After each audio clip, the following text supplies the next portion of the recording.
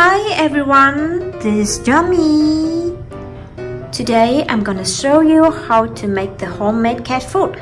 That is the best way to provide enough good nutrition for your cat and to have you save money also. Now let's get started. The ingredients I have now are very simple. It's just fish, chicken breast, chicken liver, you can use the big liver, beef and carrot.